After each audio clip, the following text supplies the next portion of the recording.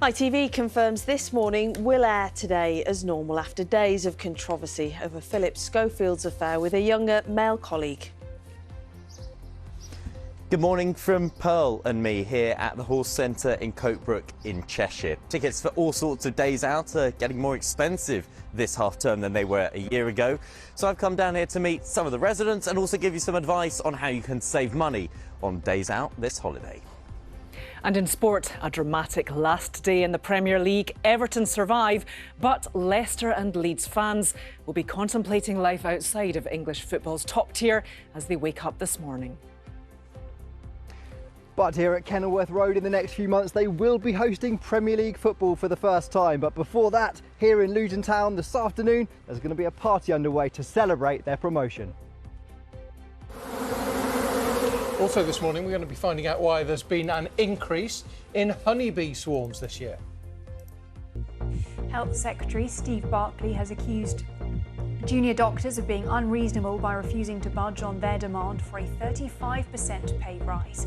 Speaking to the BBC today, Mr Barclay says there needs to be movement on all sides. Now, junior doctors are due to walk out for 72 hours in June after pay talks stalled. Ministers have offered a 5% pay rise, which junior doctors have rejected. Here's the Junior Doctors Union. A 5% pay uplift this year would still amount to a massive real terms pay cut. It would only further the pay erosion that doctors have had to face over the last 15 years. Two men have been charged in connection with protest activity at the Rugby Premiership final at Twickenham. The incident took place yesterday when Just Stop Oil protesters ran onto the pitch and threw orange powder.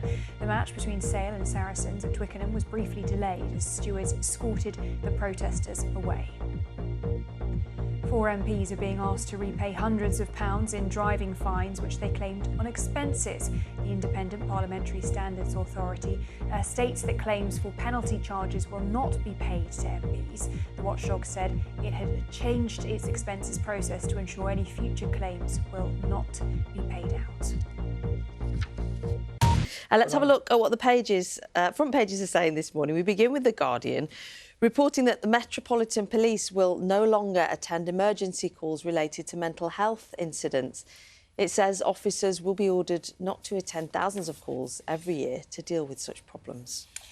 The Telegraph leads with that story that we were reporting yesterday and again today to create a food price cap at supermarkets, or at least the plans for it. The paper reports that the Prime Minister's been warned that the scheme could result in food shortages. This Morning presenter Holly Willoughby makes the front page of The Mirror, which reports she's pledged to stick with the programme.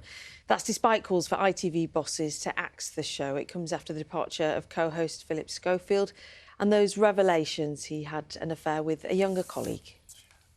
And this beach scene in Dorset makes the front of the Times. Looks like sandbanks, I can't quite tell.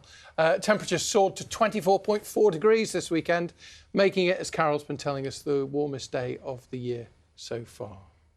Beautiful way, actually, I couldn't quite see it. It's not. Many of which are leaning on Philip Schofield and ITV, the star carrying those allegations we heard about a little bit earlier from Dr. Raj. She claims he was sidelined for raising concerns about what he called the show's toxic culture.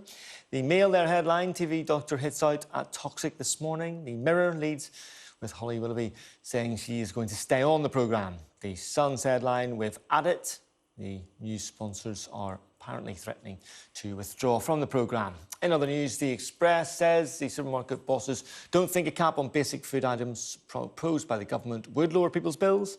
The Telegraph says the Prime Minister has been told the plan would create a food shortage.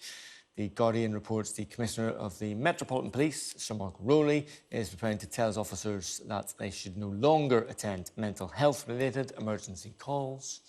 The Times says police from the National Crime Agency will begin helping countries in North Africa to identify and break up people smuggling gangs. And the FT has a story from the US reporting that right-wing Republicans are unhappy with the House Speaker Kevin McCarthy's agreement with President Biden on raising the debt ceiling.